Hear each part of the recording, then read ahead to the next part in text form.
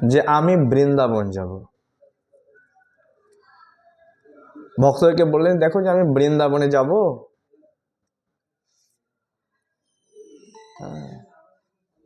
তো উড়িষ্যার রাজা প্রতাপরুদ্র সেই সংবাদ শুনে সে অত্যন্ত টেনশনে পড়ে গেছে যে মহাপ্রভু আমাদেরকে ছেড়ে বৃন্দাবনে চলে যাবে। তার সঙ্গে আমাদের কত আনন্দ, তাকে দর্শন করে কত আনন্দ, তার সঙ্গে কথা বলে কত আনন্দ, তার চরণতলে বসে যে আনন্দ, আমরা সেই আনন্দ থেকে বঞ্চিত হয়ে যাব। মহাপ্রভু বৃন্দাবনে চলে যাবে। সার্বভৌম রামানন্দ আনি দুইজন, দোহাকে কহেনে রাজা বিনয় বচন।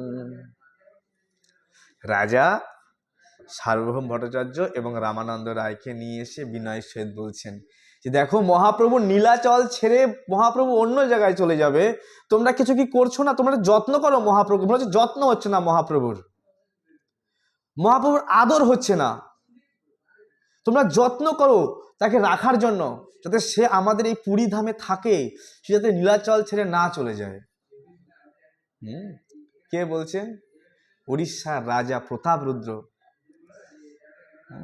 দুইজনকে বললেন, সার্বভৌম ভট্টাচার্য এবং রামানন্দ রায়কে। তাহা বিনা এই রাজ্যে মোরে নাহি ভাই, গোসায় রাখিতে করো না না উপায়। আমার না মহাপ্রভু ছাড়া ভালো লাগে না। তোমরা যেন তেন প্রকারে তোমরা উপায় অবলম্বন করো কিভাবে মহাপ্রভুকে রাখা যায় আমাদের নীলাচলে। কিভাবে আমাদের নীলাচলে মহাপ্রভুকে রাখা যায়, তোমরা উপায় উপস্থাপনা করো। তো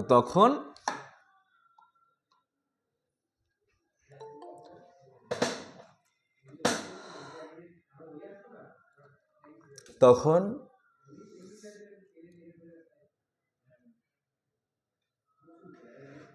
কার্তিক মাস, মহাশীত, দোলযাত্রা। সবাই বলছে দেখো দোলযাত্রার পরে গেলেই ভালো, কার্তিক মাস পড়েছে, মহাপ্রভু একটু পরে যান। সবাই সময় মতো ক্লাস না আসলে আমি এন্ট্রি করতে থাকি সবাইকে।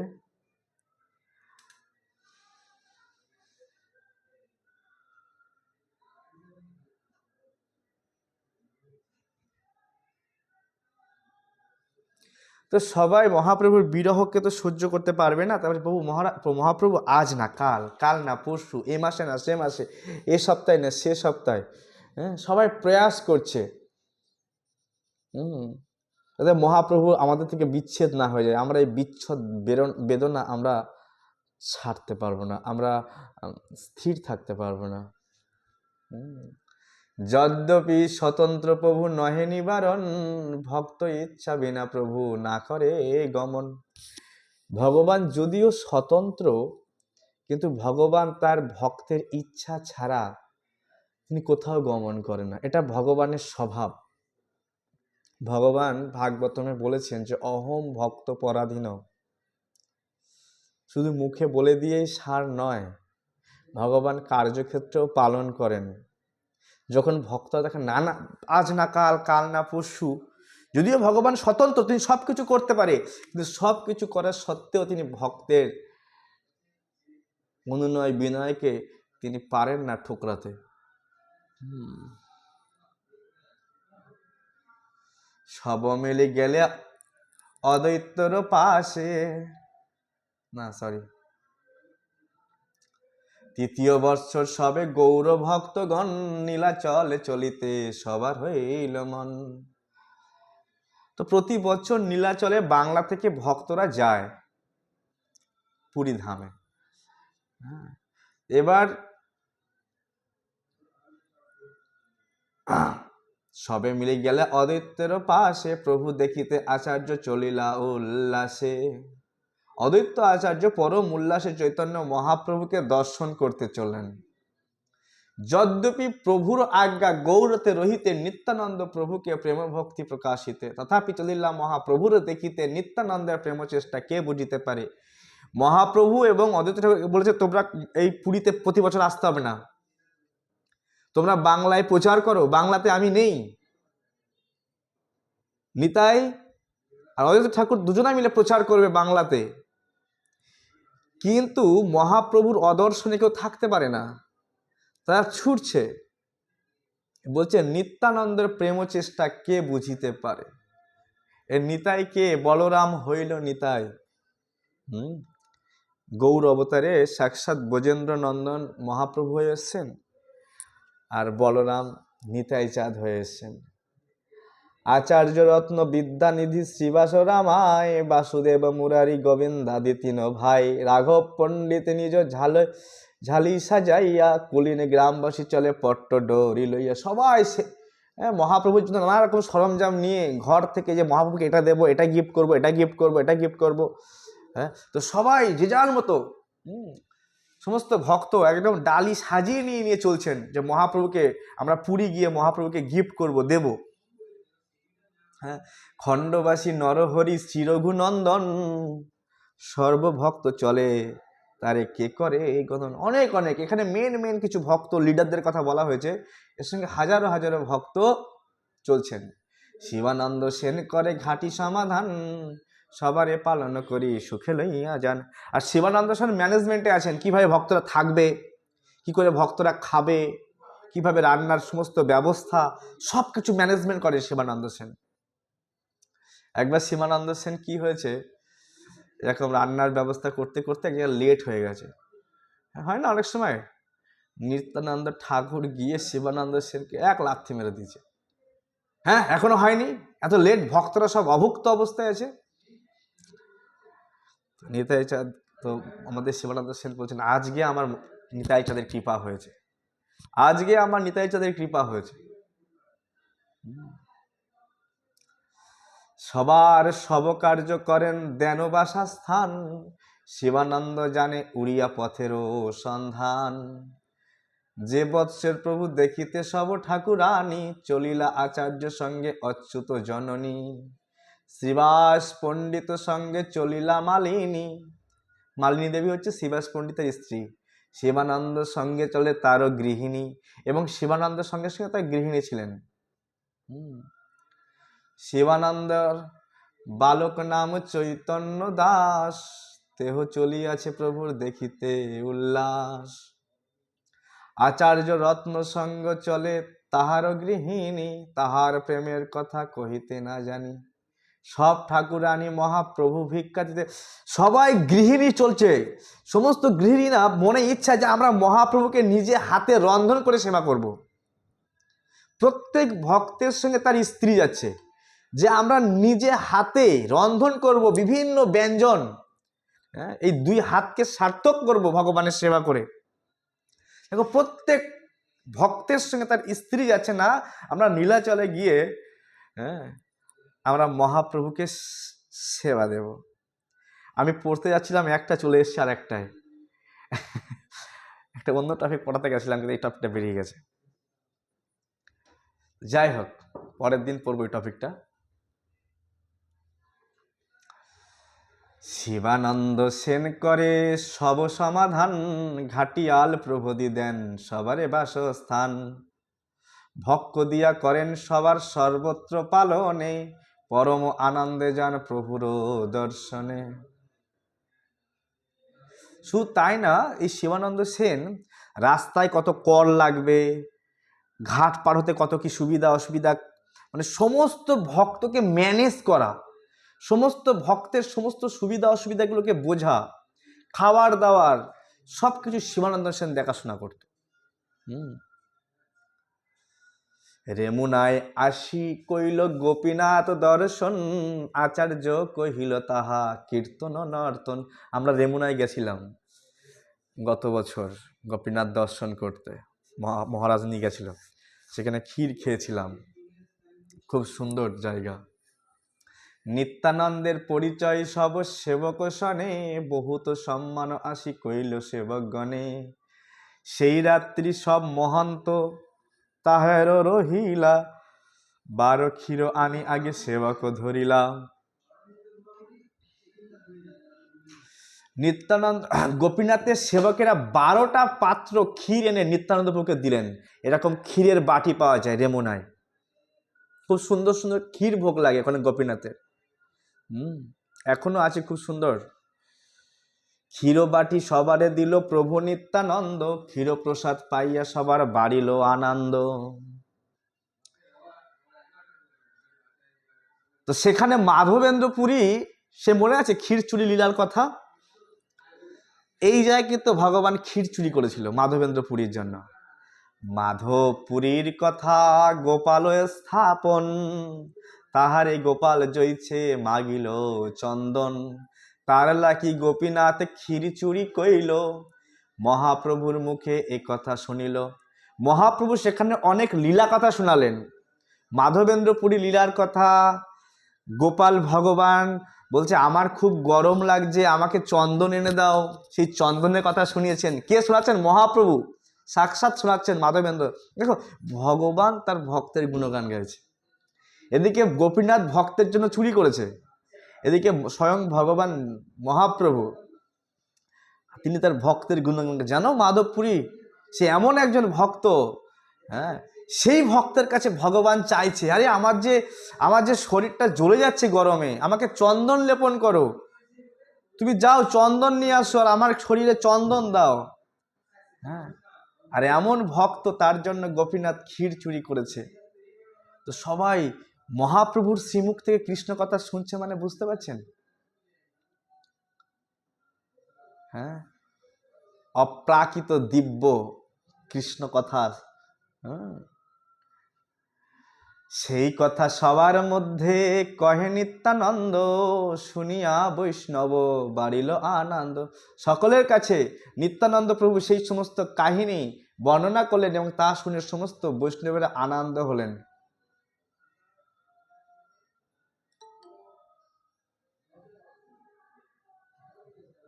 প্রথমে মহাপ্রভু শুনিয়েছেন, তারপর নিত্যানন্দ। প্রথমে মহাপ্রভু তার গুরুদেব, এখানে প্রভুপাদ লিখছেন যে এখানে মহাপ্রভুর মুখে কথাটি অত্যন্ত তাৎপর্যপূর্ণ, কেননা চৈতন্য মহাপ্রভু প্রথমে তার গুরুদেব শ্রীপাদ ঈশ্বরপুরীর মুখে এই কাহিনী শুনেছিলেন।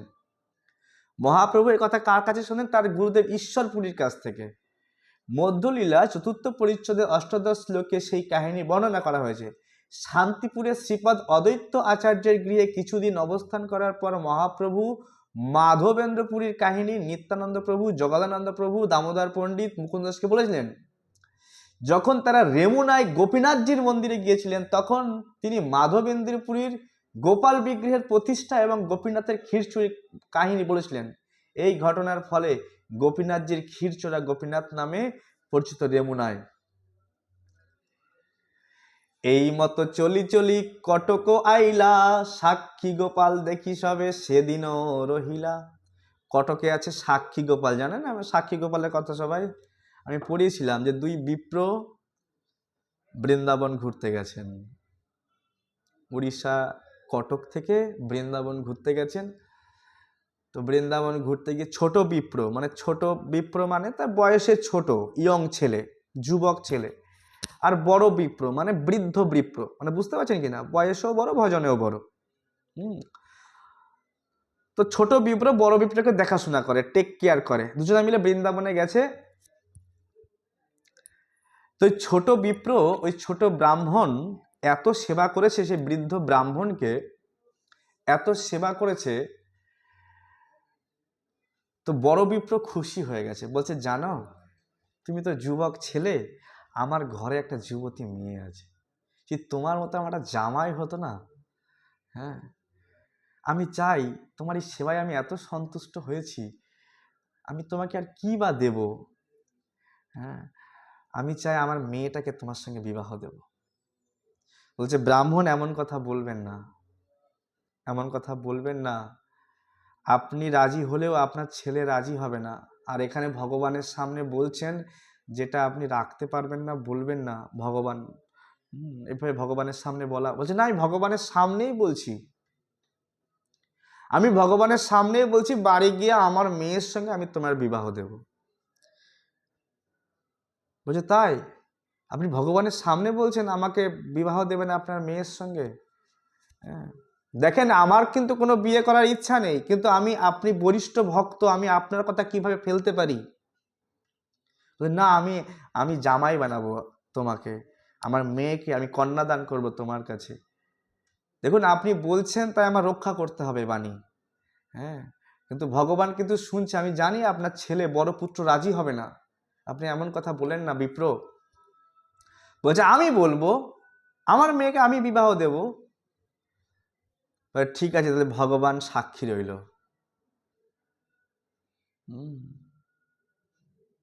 ভগবান সাক্ষী রইল। তো বাড়ি এসেছে। বাড়ি আসার পরে যখন বলছে, দেখো আমাকে ওই ছোট বিপ্র অনেক সেবা করেছে, অনেক সেবা করেছে।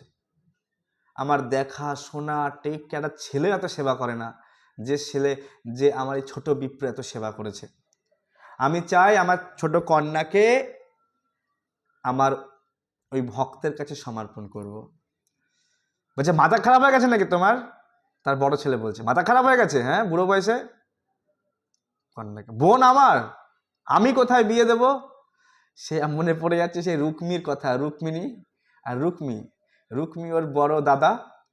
শিশুপালের সঙ্গে বিয়ে দেবো আমি, খলনায়ক ভিলেন, তার সঙ্গে বিবাহ দেবে বড় ভাই। ঠিক আছে, তো রুক্মিণী তো সেখানে পছন্দ না একদমই।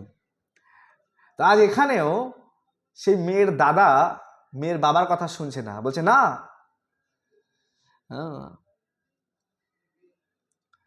তো এরকম যখন বলছে, কি হলো ভাই,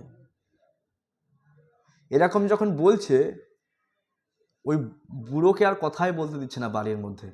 সে আর কোনো কথা বলার তার সামর্থ্যই নেই। কিছু বলতে গেলেই তার ছেলে খাবল দিয়ে ধরছে, হ্যাঁ চুপ করো, আমার বোন আমি বুঝে নেবো কোথায় বিয়ে দেবো না দেবো। ছোট বিড়ো করছে। তো অনেক দিন হয়ে গেছে, আর সে বড় বিপ্র ছোট বিপ্রকে ফোনও করে না যে ছোট বিপ্র তুমি এত সেবা করেছো, কোথায় আছো, কেমন আছো, কি ব্যাপার, আসল বিষয় জিজ্ঞাসাই করছে না। ছোট বিপ্র এসেছে, যে বিপ্র, প্রভুজি আপনি যে বলেছিলেন আপনার মেয়ের সঙ্গে আমার বিবাহ দেবেন, অনেক দিন হয়ে গেল কোনো খবর নেই, কোনো খবর নিচ্ছেন না, কোনো খবর দিচ্ছেন না। তো লজ্জায় পড়ে গেছে সেই বয়স্ক বৃদ্ধ বৈষ্ণবটি। বলছে দেখো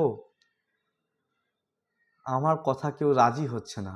বলেন না, আপনি ভগবানের সামনে কথা দিয়েছেন, ভগবান সাক্ষী আছে। আর ওর বড় ছেলে হাসি দিচ্ছিল, কি কি কি বললে, ভগবান সাক্ষী আছে? আচ্ছা, কে সাক্ষী আছে? ভগবান। ঠিক আছে, তোমার যদি ভগবান সাক্ষী দিতে পারে, তোমার ভগবান যদি সাক্ষী দিতে পারে, বলে হ্যাঁ গোপাল সাক্ষী, আমরা গোপালের সামনে কথা দিয়েছি আপনার বাবা, যে আপনার মেয়ের সঙ্গে আমার বিবাহ দেবে।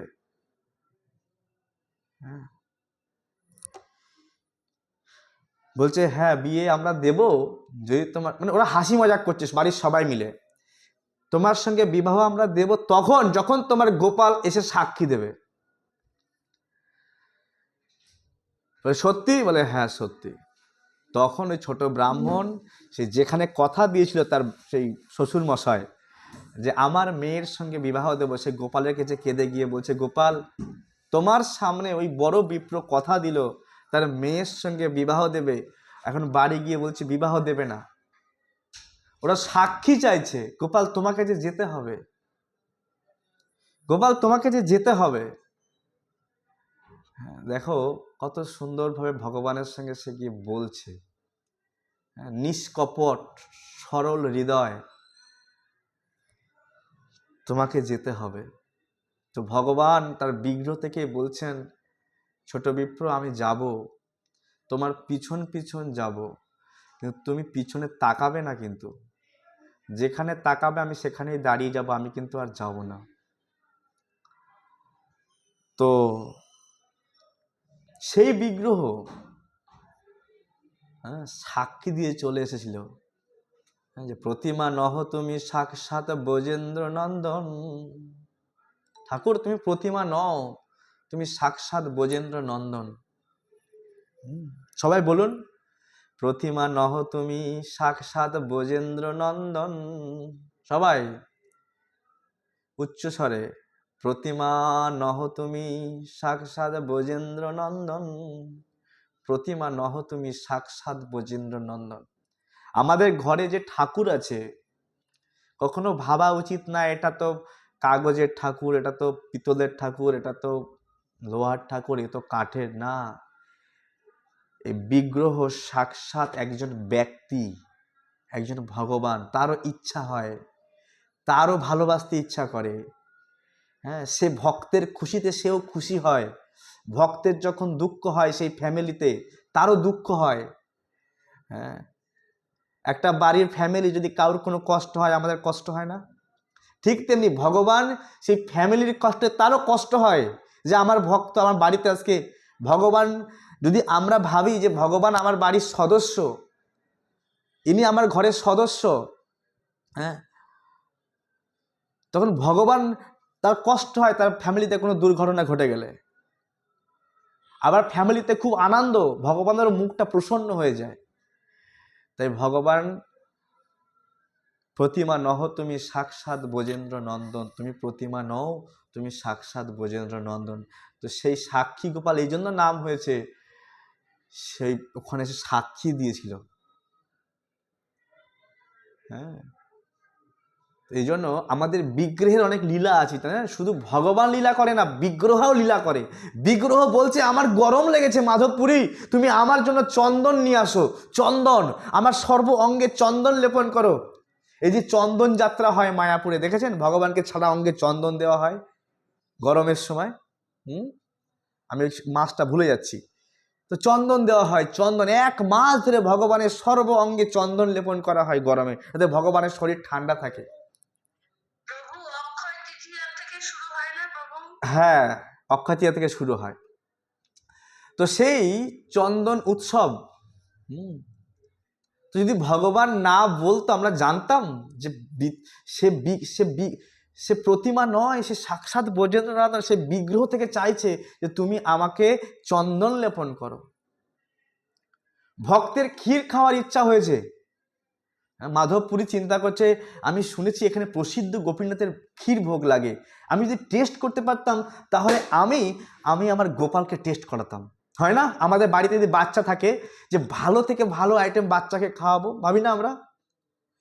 হ্যাঁ, যে আমার বাচ্চা দিয়ে এটা খেতে পারতো, শুনেছি খুব ভালো এখানে এটা পাওয়া যায়। মেদিনীপুর থেকে কিছুদিন আগে এক ধরনের কাঁচাগোল্লা মিষ্টি এসেছিল, কাঁচাগোল্লা খুব টেস্টি, এদিকে পাওয়াই যায় না, এত সুন্দর, যে খাবে না সে ভুলতে পারবে না এরকম এরকম মিষ্টি আমাদের ভক্ত নিয়ে এসেছে। তো মানুষ কি চিন্তা করে, এত সুন্দর মিষ্টি আমার ছেলেকে একটু খাওয়াবো, আমার মেয়েকে একটু খাওয়াবো, বা আমার প্রিয়জনকে খাওয়াবো, তাই না? ঠিক ভক্ত সে চিন্তা করে যে এত সুন্দর জিনিস যদি আমার গোপালকে খাওয়াতে পারতাম। হ্যাঁ, এই চিন্তা করেছে যে আমি শুনেছি এখানে খুব সুন্দর ভোগ লাগে ক্ষীর, তো টেস্টটা কেমন তো আমি জানি না, যদি এবার টেস্ট করতে পারতাম। মনে মনে মনে বলেনি কাউকে, মনে মনে চিন্তা করেছে মাধবেন্দ্রপুরী। আর ভগবান বলেছে না, সরঙ্গ শরণাগতি হইবে যাহার, তাহারও প্রার্থনা শুনে শ্রীনন্দ কুমার। যখন কোনো ভক্তের শরণাগতি হয়, মনে আছে ছটা শরণাগতি কি কি? দৈন, আত্মনিবেদন। দৈন্যতা মানে দীনতা, বিনম্রতা, দিনহীন ভাব, বিনম্রতা, আত্মনিবেদন, নিজেকে প্রভুর কাছে সমর্পণ করা। হ্যাঁ, কত হলো? দৈন, আত্মনিবেদন, আর হচ্ছে গোপতৃপ্তে বরণ। গোপতৃপ্তে বরণ মানে হচ্ছে কৃষ্ণই একমাত্র প্রভু, কৃষ্ণই একমাত্র প্রাণ প্রিয়তম, কৃষ্ণই আমার সখা, কৃষ্ণই আমার মিত্র। হ্যাঁ, আর তার কাছে নিজেকে সেটাকে বলে মনে করে যে কৃষ্ণই আমার প্রভু, আমি তার দাস। এটা হচ্ছে গোপতৃপ্তে বরণ, তাকে বরণ করে নেওয়া, কৃষ্ণকে প্রভু বলে বরণ করে নেওয়া, কৃষ্ণ প্রাণ প্রিয়তম বলে বরণ করে নেওয়া। হ্যাঁ, যেভাবে এক স্ত্রী তার স্বামীকে বরণ করে নেয়, তার গলায় মালা দিয়ে দেয়, তাকে সারা জীবনের করে নেয়, ঠিক তেমনি যে আমি প্রভুর, প্রভু আমার, আমি প্রভুর, এই যে গোপতৃপ্তে বরণ। শুধু তাই নয়, যে প্রভুকে আমি বরণ করে নিয়েছি সে অবশ্যই আমাকে রক্ষা করবে। তিনি দ্রৌপদীকে রক্ষা করেছেন, তিনি অর্জুন যুধিষ্ঠিরকে রক্ষা করেছেন, হ্যাঁ, তিনি কুন্তী মহারানীকে রক্ষা করেছেন, হ্যাঁ, এত বিপদের মধ্যে। তিনি ভীমকে রক্ষা করেছেন এত বিপদের মধ্যে। তিনি গজেন্দ্রকে রক্ষা করেছেন, তিনি অম্বরীশকে রক্ষা করেছেন, তিনি ধ্রুবকে, বাঘ ভাল্লুক বনের মধ্যে ছোট বাচ্চা তাদেরকে রক্ষা করেছেন। তিনি আমাকেও রক্ষা করবে। যিনি আমাকে গর্ভের মধ্যে রক্ষা করেছে, গর্ভের মধ্যে শিশু বেঁচে আছে না মরে আছে মা বুঝতে পারে? মার কোনো বোঝার টোক ট্রিটমেন্ট করার ক্ষমতা আছে? আমার শিশু কোন খাবারটা খাবে মায়ের কোনো ক্ষমতা আছে? এই রসগোল্লাটা আমি দিয়ে দিলাম আমার ছেলের গালে গিয়ে পড়বে, বুঝতে পারবে সে? না, মা বুঝতেই পারে না আমার ছেলে কি খাচ্ছে না খাচ্ছে, কি সুবিধা অসুবিধা। যমরাজ বলছে হিরণ্যকশিপু যখন হিরণ্যাক্ষ মারা যায়, হ্যাঁ, তখন ওই হিরণ্যাক্ষের স্ত্রী খুব কান্না করে, খুব কপাল পেটে, হ্যাঁ, হাওমাও করে কান্না করে। তখন হিরণ্যকশিপু উদাহরণ দিচ্ছে, তখন যমরাজের উদাহরণ দিচ্ছে, এরকম বাচ্চা হয় বলছে, যমরাজ বলছে দেখো, যে গর্ভের মধ্যে রক্ষা করেছিল সে পরেও রক্ষা করবে। যে গর্ভের মধ্যে রক্ষা করেছে সে আমাকে সেখানে যদি বাঁচিয়েছে, তো আমি যতটুকু আমার আয়ু আছে সে পরেও আমাকে রক্ষা করবে। আর কৃষ্ণ যদি চাই মেরে ফেলতে, হাজারো মেডিসিন আমাকে বাঁচাতে পারবে না, হাজারো ডাক্তার আমাকে বাঁচাতে পারবে না। পারবে? এই পৃথিবীর সমস্ত ডাক্তার মিলে একটা মরা মানুষকে বাঁচাতে পারবে? বলছে এখনকার এখনকার সায়েন্টিস্ট নাকি খুব উন্নত করেছে ছিল, বলছে তারা বিমান বানাচ্ছে, বিমান, বলছে বিমান বানাচ্ছে। প্রভুপাদ বলছে পারবে? একটা মশা বানাতে পারবে? এখনকার ইঞ্জিনিয়ার সায়েন্টিস্ট একটা মশা বানিয়ে দেখাতে পারবে? ভগবান এর থেকে বড় ইঞ্জিনিয়ার, যে একটুখানি মশার মধ্যেও, দেখো আমাদের চোখ আছে, কান আছে, জিভ আছে, ত্বক আছে, বলছি একটুখানি মশার মধ্যেও সব কিছু দিয়ে রেখেছে। আমরা দেখতে পাই মশাকে, যে মশার কোনটা চোখ, কোনটা দাঁত, কোনটা মুখ দেখতে পাই। বলছে ওইটুখানি বিমানের মধ্যে ভগবান কি ক্ষমতা দিয়ে রেখেছে না? বলছে যদি একটা মশার পা ছিঁড়ে যায়, এই জগতে যত সায়েন্টিস্ট ডক্টর মিলে এই মশার একটা পা জোড়া লাগাতে পারবে? পারবে কেউ? যে ভাই আমরা সবাই মিলে ডাক্তারি করে মশার পাটা জোড়া লাগিয়ে দেবো। আচ্ছা মশা কেমন বিমান, তার ইঞ্জিনটা কোথায়? এইরকম একটা মশার মতো বিমান তৈরি করতে পারবে ইঞ্জিনিয়াররা? ভগবান যে কত বড় ইঞ্জিনিয়ার এই কথার মাধ্যমে বুঝতে হবে, যে একটা মশার মাধ্যমে বিমানও উড়ছে, একটা মশাও উড়ছে। হ্যাঁ ভাই তুমি অনেক বড় বিজ্ঞানী, তুমি একটা মশা বানিয়ে দেখাও। তুমি একটা মশা মারাতে হবে না, তুমি একটা মশার মতো তুমি একটা বিমান বানিয়ে দেখাও। পারবে এই জগতের ইঞ্জিনিয়ার? সে কোথায় ফিট করবে সে বিমানের ইঞ্জিন? মশার মতো ওইটুকানি শরীরের মধ্যে, ওইটুকানি স্পেস, একটুখানি শরীর, তার কোথায় তার ইঞ্জিন ফিট করবে? কোথায় তার চোখ? কোথায় তার পেট্রোল ভরবে? কোথায় তার ডিজেল ভরবে? পারবে? তো ভগবান হচ্ছে সবচেয়ে বড় ইঞ্জিনিয়ার, তাই ভগবানই হচ্ছে আমার প্রভু। ভগবান ক্ষুদ্র থেকে ক্ষুদ্র বিমান করতে পারে, ভগবান বৃহৎ থেকে বৃহৎ বিমান বানাতে পারে, বৃহৎ থেকে বৃহৎ বিমান।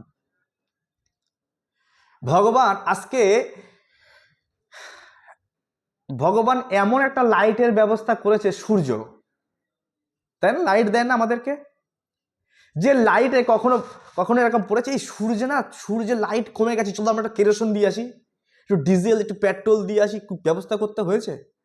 হয়নি তো। সে লাইট যুগ যুগ ধরে জ্বলবে। হ্যাঁ, কিন্তু আজকে আমাদের যে লাইট কৃত্রিম ভাবে, সে লাইট কয়লা ফুরিয়ে গেলে, পেট্রোল ফুরিয়ে গেলে, আমার বাইকের লাইট ততক্ষণ চলবে যতক্ষণ পেট্রোল আছে, পেট্রোল শেষ বাইকের লাইট নিভে যাবে, স্টার্ট হওয়া বন্ধ হয়ে যাবে, ঠিক কি না? কিন্তু ভগবান যে লাইট তৈরি করে দিয়েছে সেই লাইট যুগ যুগ ধরে চলছে, তাই ভগবানই আমার প্রভু। হ্যাঁ, এমন এমন প্রাণী আছে যা আণুবীক্ষণ যন্ত্রে দেখতে হয় না? ডাক্তাররা দেখে না, আণুবীক্ষণ দেখা যায় না, একদম ছোট ছোট। আচ্ছা তার মধ্যে তো চোখ আছে না? তার মধ্যেও তো খাবার ঠোঁট আছে, তারও তো মাথা আছে, তাই না? ওইটুকানি শরীর যারা আমরা চোখে দেখতে পাই না, তার মধ্যেও তো মানে তারও তো গর্ভধান হয়, হয় কি না? তারও তো আমাদের শরীরে যা যা তার মতো আছে, কি পারবে কোনো ইঞ্জিনিয়ার ওই রকম একটা জীব তৈরি করতে? এতগুলো জিনিস ফিট করতে তার শরীরের মধ্যে, চোখ ফিট করব, কান ফিট করব, সমস্ত অঙ্গ ফিট করব, তারও একটা সন্তান হবে, পারবে করতে? তো ভগবান এত বড় ইঞ্জিনিয়ার, ক্ষুদ্র থেকে বৃহৎ, বৃহৎ থেকে ক্ষুদ্র, এই ছোট ছোট উদাহরণের মাধ্যমে বুঝতে হবে যে প্রভু কত মহান। তাই প্রভুর চরণে শরণ নিতে হবে আমাদের। আর যদি এটা আমরা বোঝার চেষ্টা না করি, তো আমরা না বুঝলে বলছে ব্রহ্মা এসে বোঝালেও বোঝাতে পারবে না। যার হৃদয় মূর্খ, যার হৃদয়টাই মূর্খতায় পরিপূর্ণ, তাকে যদি স্বয়ং শিব ঠাকুর আসে, ব্রহ্মা আসে, তাকে কেউ বোঝাতে পারবে না। কে বলছেন? তুলসীদাস বাবা, যিনি রামায়ণ লিখেছেন। হ্যাঁ, তাই এই সমস্ত সিদ্ধান্তের মাধ্যমে বুঝতে হবে যে প্রভু কত মহান। হ্যাঁ, তো আমরা তার চরণে যদি শরণ না গ্রহণ করি, তো লস কার? আমার সময় ব্যর্থ নষ্ট হয়ে যাচ্ছে, ব্যর্থ প্রলাপে নষ্ট হয়ে যাচ্ছে, ব্যর্থ বৃথা কাজে অনর্থ বেড়ে যাচ্ছে, আমার অনর্থ বাজছে। অনর্থ মানে কৃষ্ণ ভক্তি বাদ দিয়ে যা করছি সেটাই অনর্থ, আর সারাদিন অনর্থ নিয়ে রচে পচে আছি। অনর্থ আর পারমার্থ। অনর্থ মানে যা কোনো কাজে আসবে না, আর আমরা যে কৃষ্ণ ভক্তি যে করছি, যতটুকু সময় করছি, ওটাই পারমার্থ। পারমার্থ মানে পরম প্লাস অর্থ, পরম অর্থ, পারমার্থ। প্রভুকে মিলিতে সবার উৎকণ্ঠা অন্তরে, শীঘ্র আসি আইলা সবে শ্রীনীলা চলে। প্রত্যেক, দেখো আমরা না ঘর থেকে বেরোতে চাই না, আমরা মায়াপুর ধামে আসতে চাই না, নীলাচল ধামে যেতে চাই না। আমাদের মায়াপুর ধাম 7 দিন পরিক্রমা হয়, নবদ্বীপ ধাম। নীলাচলে 3 দিন পরিক্রমা হয়, বৃন্দাবন ধামে 1 মাস পরিক্রমা হয়। প্রায় 6 মাস ধরে, 3 থেকে 4 মাস ধরে হেঁটে হেঁটে যেতেন। এই বাংলা থেকে হাজারো ভক্ত হাঁটতে হাঁটতে উড়িষ্যায় যেতেন, মহাপ্রভুকে দর্শন করবে আর মহাপ্রভুর সঙ্গে পরিক্রমা করবে। বুঝতে পারছি? মহাপ্রভুকে দর্শন করবার জন্য এই বাংলা থেকে হাজার হাজার ভক্ত পায়ে হেঁটে যেতেন, জগন্নাথ দর্শন করবে, মহাপ্রভুকে দর্শন করবে, ওখানে ভক্তর সঙ্গে আনন্দ কীর্তন। আমাদেরও এই প্রসঙ্গ থেকে শেখা উচিত যে আমরাও একটু সময় বের করে জগন্নাথ দর্শন করতে যাব, রাধা মাধব দর্শন করতে যাব, যেখানে ভগবানের বিগ্রহ আছে, ভগবানের যে এখনো আচার্যদের প্রতিষ্ঠিত বিগ্রহ আছে, হ্যাঁ, সেই বিগ্রহ আমাদের দর্শন করা উচিত। বিভিন্ন ধামে এখনো অনেক বিগ্রহ আছে, সেই বিগ্রহ আমাদের দর্শন। এই বিগ্রহ সাক্ষাৎ কৃষ্ণ ভগবান, তাকে যদি আমরা দর্শন না করি, তা আমার জীবনটা বিফলে চলে যাবে। বিগ্রহ দর্শনে জন্ম জন্মান্তরে জমানো পুঞ্জীভূত পাপ ক্ষয়প্রাপ্ত হয় বিগ্রহ দর্শনে। তাই এই বিগ্রহ দর্শন করবার জন্য আমাদের ধামে যাওয়া উচিত। আর তখন তো মহাপ্রভু একদম সচল ভগবান, সচল জগন্নাথ, আর হাজারো ভক্ত এই বাংলা, এই পুরো বাংলা থেকে, এই পশ্চিম বাংলা থেকে হাজারো ভক্ত, শুধু পশ্চিম বাংলা না, তখন বাংলাদেশও ছিল এর সঙ্গে জড়িত। হ্যাঁ, সমস্ত ভক্ত কোথায় যেতেন? নীলাচল ধামে। 18 নালাকে আইলা গোসাই শুনিয়া, 2 মালা পাঠাইলা গোবিন্দ হাতে দিয়া। 2 মালা গোবিন্দ 2 জন পরাইলা, অদ্বৈত অবধূত গোসাই বড় সুখ পাইলা। সেই মালা দুটি গোবিন্দ অদ্বৈত আচার্য নিত্যানন্দ প্রভুকে পড়ালেন, তারা 2 জন অত্যন্ত আনন্দিত। জানেন অদ্বৈত ঠাকুর কে জানেন? এই অদ্বৈত ঠাকুর হচ্ছে মহাবিষ্ণু এবং সদাশিবের অবতার। অদ্বৈত ঠাকুর এসে স্বয়ং বিষ্ণু এসছে, শিব এসছে, বলছে প্রভু আমি পারছি না প্রচার করতে, পাখণ্ডী অনেক বেড়ে গেছে নবদ্বীপে, পাখণ্ডী, চারিদিকে অনাচার, চারিদিকে ভগবানকে বাদ দিয়ে চণ্ডী পূজা, দেবী পূজা, ওই পূজা, হ্যাঁ, ব্রাহ্মণদের মধ্যে প্রচুর কুসংস্কার, ব্রাহ্মণদের তার গর্বে স্ফীত, এই সমাজে যেন নোংরা ভরে গেছে। প্রভু আমরা পারছি না, আপনাকে আসতে হবে। তো এই অদ্বৈত ঠাকুর কেঁদে কেঁদে শান্তিপুরে কেঁদে কেঁদে গঙ্গা জল তুলসী দিয়ে ডেকে নিয়ে এসছেন। কাকে? মহাপ্রভুকে। তাই বলছে নারার হুঙ্কারে আমি এসেছি। স্বয়ং মহাবিষ্ণু এসছে, তবুও তিনি পারেনি যে আমার দ্বারাই হবে না এই প্রচার কাজ। শিব ঠাকুর এসে না, আমার দ্বারাই হবে না এই কলিযুগের প্রচার কাজ, সোজা না প্রচার করা। স্বয়ং মহাপ্রভু রাধা কৃষ্ণ মিলে তনু এসছেন।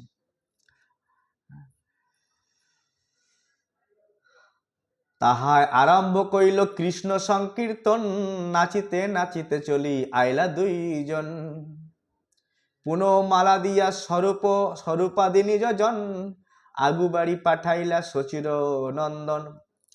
যখন কোনো বাড়িতে বৈষ্ণব, গুরু বৈষ্ণব আসবে, আগে থেকেই মালা এনে রাখতে হবে বাড়িতে, সুন্দর মালা। এই মালা পরানো মানে ভক্তদেরকে আপনি সম্মান প্রদর্শন করছেন, বোঝা গেল? মালা নিয়ে আসলেন, মালা নিয়ে এসে খালি পরিয়ে দিলে হবে না, মালা নিয়ে এসে প্রথমে ভগবানকে পড়াতে হবে, ভগবানের প্রসাদী করতে হবে। তারপরে যে বাড়িতে গুরু বৈষ্ণব আসছে, সেই মালাকে নিয়ে তাকে সম্মান প্রদর্শন করবার জন্য তার গলায় মালা পরাতে হবে।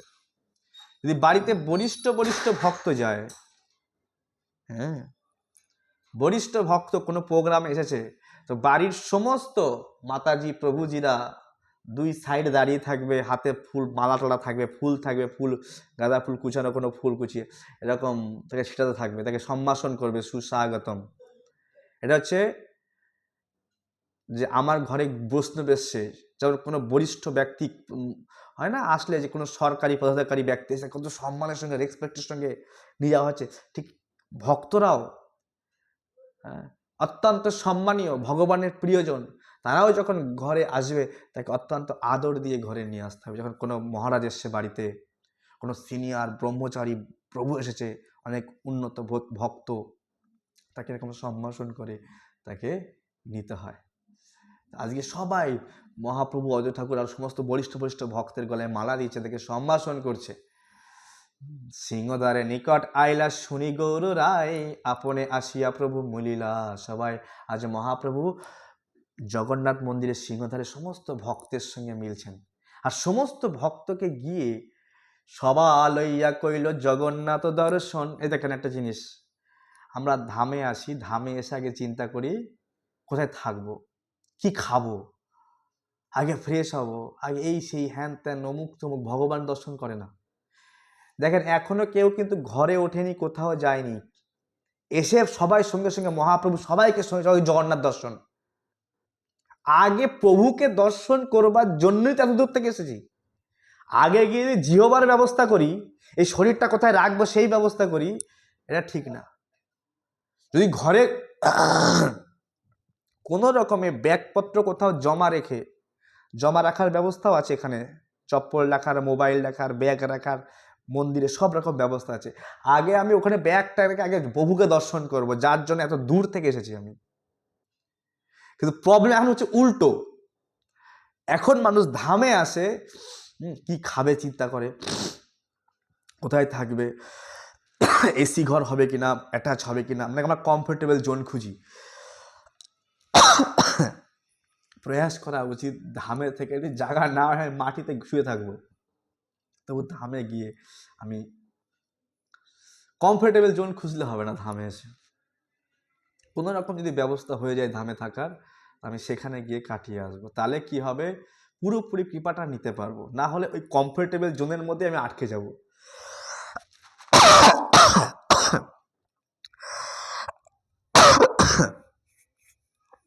তো যখনই আমরা ধামে আসব, যদি ঘর নিই, ঘরে আগে ব্যাগ ট্যাগ রেখে কোনো রকমের পা হাত পা ধুয়ে ছুটবো আগে ভগবান দর্শন করতে। আমি দেখেছি মানুষ সকালে ঢুকছে, 9-10টার সময় ঢুকছে, ঘরে যাবে, হাত পা ধোবে, একটু ফ্রেশ হলো, পাখা চালিয়ে শুয়ে পড়বে, শুয়ে পড়বে, তারপরে কি করবে, খাবে,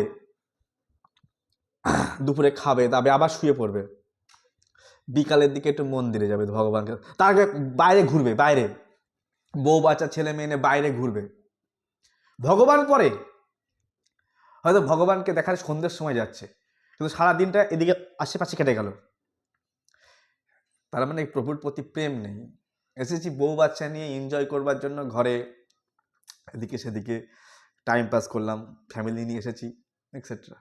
কিন্তু যদি ভক্ত সুলভ মাইন্ড থাকে, যে না আমি ভক্ত, আমার প্রথম কাজ আমার প্রভুকে দর্শন করা। আগে গিয়ে আমরা যখন আগে মন্দিরে আসতাম, শিক্ষাগুরুর কাছে প্রণাম করতে, আগে আমার কাছে এসছো কেন, আগে যাও ভগবানকে দর্শন করে আসো, যাও আগে যাও। না প্রভু আগে আপনার কাছে এসেছি। আমরা কি করতাম, না আগে তো ঘর দরকার, প্রভুর কাছে যেতে হবে, প্রভু কি ব্যাপার, কি আশা বেশি, আগে আগে যাও ভগবানকে দর্শন করে আসো, যাও আগে। তো প্রভু আগে আমাদের ভগবানকে দর্শন করতে পাঠাতো, তারপরে সে কথা বলবে আমার সঙ্গে। প্রত্যেকে বৃন্দাবনে যাই, নীলাচল ধামে যাই বা মায়াপুর নবদ্বীপ ধামে আসি, প্রথম কাজ যার জন্য এসেছি তাকে যেন আগে দর্শন করি। বোঝা গেল? এ দেখো, সিংহধারে নিকটে আইলা শুনি গৌর রায়, আপনে আসিয়া প্রভু মিলিলা সবাই, সবা লইয়া কইল জগন্নাথ দর্শন, সবা লইয়া আইল পুনঃ আপন ভবন। পরে ভবনে এসেছে, আগে ভগবানকে দর্শন করেছে। এই ছোট ছোট শ্লোকের মধ্যে কত সুন্দর সুন্দর শিক্ষা, আমাদের প্র্যাকটিক্যাল শিক্ষা লুকিয়ে আছে। বাণীনাথ কাশী মিশ্র প্রসাদ আনিলা, সহস্তে সবারে প্রভু প্রসাদ খাওয়াইলা। আর একটা খুব সুন্দর শিক্ষা, আজ মহাপ্রভু সমস্ত ভক্তকে প্রসাদ বিতরণ করছে। অনেক সময় আমরা মনে করি কি আমি তো বরিষ্ঠ, আগে আমি বসে পড়ি, আগে আমি খেয়ে দিয়ে নিই, এরকম হয় না? কিন্তু অনেক সময় বরিষ্ঠদের কর্তব্য জুনিয়রদেরকে খাওয়ানো। বোঝাতে পারছি? যে না একটু বরিষ্ঠ, উনি কি করবে, সবাইকে খাওয়াবে। আমরা দেখেছি আমাদের মহারাজ সার্ভিস করে, যে আমি সার্ভিস করব। হ্যাঁ, আমাদের অনেক বলিষ্ঠ বলিষ্ঠ ভক্তরা সার্ভিস করে, যে আমি একটু দেবো। এই প্রসাদ দেওয়ার মাধ্যমেও ভগবানের কৃপা পাওয়া যায়।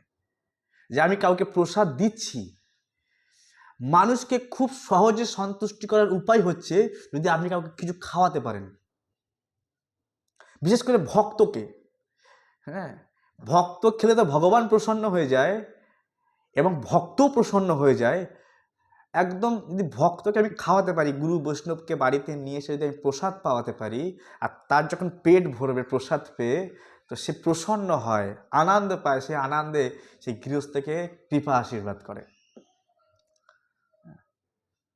এই জন্য মহাপ্রভু বলছে, মহামুখনিশ্চিত বাণী, বৈষ্ণব সেবা নামে রুচি, জীবে দয়া বৈষ্ণব সেবন।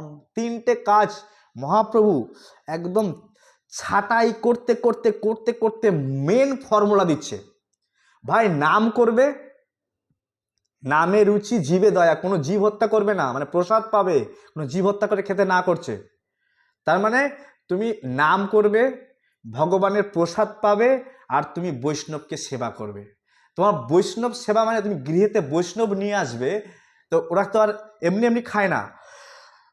ওরা বাড়িতে আসলে ভোগ আরতি কীর্তন হবে, হরি কথা হবে, ভাগবত চর্চা হবে, কৃষ্ণ কথা হবে। তো ওই সঙ্গে ওই গৃহস্থের কৃষ্ণ কথায় মন লাগবে। ভাগবতমে একটা সূত্র আছে, সৌনক ঋষি বলছেন, শুশ্রূষু শুদ্ধ ধানস্য বাসুদেব কথা রুচি। যদি কেউ ভক্তকে সেবা করতে পারে, তার কৃষ্ণ কথায় রুচি হয়ে যাবে। কৃষ্ণ কথায় রুচি নেই, ভগবানের কথায় রুচি নেই, আরে ভাল লাগে না। কিন্তু যদি গৃহে বৈষ্ণব টৈষ্ণব নিয়ে এসে ভক্তকে সেবা করা যায়, তো তার কৃষ্ণ কথায় রুচি হয়ে যাবে। কারণ সেই ভক্ত বাড়ি আসবে, তার কৃপা দৃষ্টি, বাড়িতে চরণধুলি পড়বে, সে ভাগবত গীতা থেকে প্রবচন করবে, চৈতন্য চরিতামৃতে গৌর কথা বলবে, আর সেই শুনতে শুনতে হ্যাঁ শুনিলেই বড় হয় হিত, তার ভগবানের কথায়, কৃষ্ণ কথায়, গৌর কথায় রুচি হয়ে যাবে। তাই বলছে বাসুদেব কথা রুচি। যদি কেউ ভগবানের সেবা করতে থাকে, ভক্তের সেবা করতে থাকে, ভক্তের সেবা করতে করতে তার বাসুদেবের কথায় রুচি হয়ে যাবে। তাই মহাপ্রভু বললেন তিনটে কাজ অত্যন্ত জরুরি, নামে রুচি, জীবে দয়া। এই জীবে দয়া মানে শুধু মাছ মাংস খাওয়া ওটা না, যে আমি কোনো জীবকে হিংসা করব না, আমি কোনো জীবকে প্রাণে জীব মাত্রে উদ্বেগ না দিব, উদ্বেগ, উদ্বেগ মানে বোঝে যাতে একটা মশা একটা পাখি পর্যন্ত আমার থেকে টেনশনে ভয় না পায়। কোনো জীব যেন, মানুষ তো দূরের কথা, যেন কোনো জীব, একটা তুচ্ছ থেকে তুচ্ছ প্রাণী যেন আমার কারণে যেন কোনো দুঃখ না পৌঁছায়। বুঝাতে পারছি? সে জন্য আমার জন্য টেনশন, দেখো আমি যদি কাউকে টেনশন দিই, কিন্তু টেনশন কিন্তু আমাকেও পেতে হবে, এটা মনে রাখতে হবে। যদি আমার জন্য কেউ টেনশন করে, তো টেনশন কিন্তু আমাকেও পেতে হবে, রিটার্ন আসবে। হয় না, অনেক মানুষ বিনা কারণে কাউকে টেনশন দিয়ে দেয় না, দিয়ে দেয় না অনেক সময়, এমন চাপ, এমন প্রেশার, এমন কথা বলে দেয় মাথার মধ্যে ঘুরতে থাকে না, টেনশন হচ্ছে না। তাই বলছে প্রাণী মাত্রে উদ্বেগ না দিবে।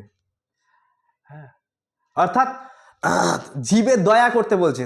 দ্বিতীয়ত জীবে দয়া মানে হচ্ছে, জীবে দয়া আমি তখন করতে পারবো যখন আমি কৃষ্ণ ভক্তি প্রচার করব। কৃষ্ণ ভক্তি প্রচার হচ্ছে জীবের সব থেকে বড় দয়া, যে আমি প্রত্যেক জীবকে উদ্ধার করবার জন্য প্রয়াস করছি, আমি আমার সাধ্য মতো প্রয়াস করছি, আমি কৃষ্ণ ভক্তি প্রচার করার চেষ্টা করছি গীতা ভাগবতম বিতরণের মাধ্যমে, কৃষ্ণ কথা বলার মাধ্যমে। হ্যাঁ, যে দেখো আমি ইস্কন মন্দিরে যাচ্ছি, আপনিও আমাদের সঙ্গে মন্দিরে আসুন, কমসে কম নিমন্ত্রণ দিয়ে নিয়ে আসা, চলো আমি মন্দিরে আছি, তোমরা মন্দিরে আসো। দেখো আমি রোজ কিন্তু ভগবানের ভাগবত কথা শুনি, আমাদের মায়াপুর থেকে এক প্রভু ভাগবত কথা শোনায়, তুমিও আসো না আমাদের সঙ্গে, শোনো না, মনে নাও কমপক্ষে 1 মাস শোনো, ভালো না বন্ধ করে দেবে, 1 মাস শোনো, দেখো তোমার নেশা লেগে যাবে। এরকম ভাবে আমরা আমাদের বন্ধুদেরগুলোকে নিয়ে আসতে পারি, যে এটাও তার প্রতি দয়া হচ্ছে, জীবে দয়া মানে আমার করুণা হচ্ছে যে ওই ব্যক্তি সংসারের মধ্যে রোচে পচে আছে ভাই, দুঃখ পাচ্ছে, বারবার অশান্তির মধ্যে ভোগ করছে, যদি ও কৃষ্ণ কথা শোনে, ভাগবত কথা শোনে, হ্যাঁ, যদি আমাদের এই সঙ্গে এসে মেশে, তো ধীরে ধীরে ভগবানের প্রতি ওর রুচি হয়ে যাবে, ভগবানের নামে রুচি হয়ে যাবে, ভগবানের কথায় রুচি হয়ে যাবে।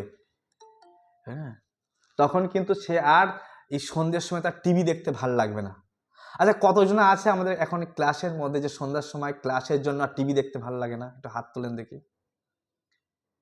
যে আগে টিভি দেখতাম, এখন আর টিভি দেখি না এই সন্ধ্যার সময় ক্লাস শোনার জন্য, এরকম কেউ আছে?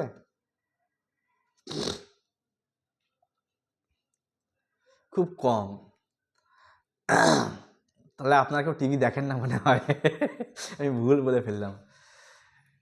যাই হোক, কিছু মানুষ আছে যারা আগে টিভি দেখতে, এখন কথা শোনার জন্য টিভি দেখে না। তো বিষয় হচ্ছে যে এটা আমাদের প্রয়াস করতে হবে যে আমরা এই মহাপ্রভুর মুখনিসৃত বাণী, স্বয়ং ভগবান কলিযুগে আমাদের জন্য একদম সহজ সরল পন্থা দিয়ে গেছেন। এখন বৈষ্ণব মানে আমরা না বুঝি না, বৈষ্ণব কমসে কম সদাচারী বৈষ্ণব হবে। আমরা মনে করি বৈষ্ণব মানে সবাই একটা বেশ বিষয় না, সদাচারী বৈষ্ণব যিনি কমসে কম প্রসাদ পাচ্ছে, কমসে কম 16 রাউন্ড জব করছে, কমসে কম 4টে নিয়ম পালন করছে, এরকম ধরনের বৈষ্ণবকে বাড়িতে এনে সেবা দিতে হবে। এখন সে পানও খায়, বিড়িও খায়, তামাকও খায়, আমি মনে করছি আমাকে উদ্ধার করে দেবে না। তাকে এমনি নিমন্ত্রণ দিতে পারেন প্রসাদ খাওয়ার জন্য, ঠিক আছে, কিন্তু যারা আমার বাড়িতে এসে হরি কথা বলবে, গুণগান করবে, কীর্তন করবে, কমসে কম সদাচারী বৈষ্ণব। বোঝা গেল? জীবে দয়া, নামে রুচি, বৈষ্ণব সেবন, সনাতন গোস্বামীকে বললেন। এই মতো ভক্তগণ রহিলা 4 মাস প্রভুর সহিত করেন কীর্তন বিলাস। 4 মাস চাকরি, ব্যবসা বাণিজ্য, চাষবাস ছেড়ে সমস্ত ভক্ত, হাজার হাজার ভক্ত মহাপ্রভুর সঙ্গে 4 মাস থাকেন সাধু সঙ্গ করার জন্য। আমরা কদিন থাকি ধামে এসে? 4 মাস। এই চৈতন্য চরিতামৃত আজ থেকে 500 বছর আগের ইতিহাস, ভক্তদের ইতিহাস, ভক্তরা কিভাবে কৃষ্ণ ভাবনাময় জীবন করতেন। ইতিহাস দেখে শিক্ষা নিতে হবে যে এই ভক্তরা এইভাবে সময় বের করতেন, এইভাবে ভগবানের ছুটতেন। আরে 4 মাস না পারি, 4 দিন তো পারি, যে ধামে গিয়ে থাকবো, একটু হরি কথা শুনবো, সাধুর সঙ্গ। এখানে তো ভক্ত সঙ্গ আমার এলাকায় নেই, কমসে কম ধামে তো আছে, ধামে গিয়ে একটু সাধু সঙ্গ করবো।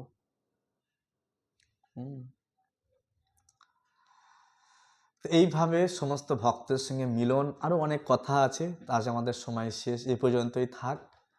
যদি আমরা সময় পাই এরপরে আবারও আমরা গৌর কথা শ্রবণ করব।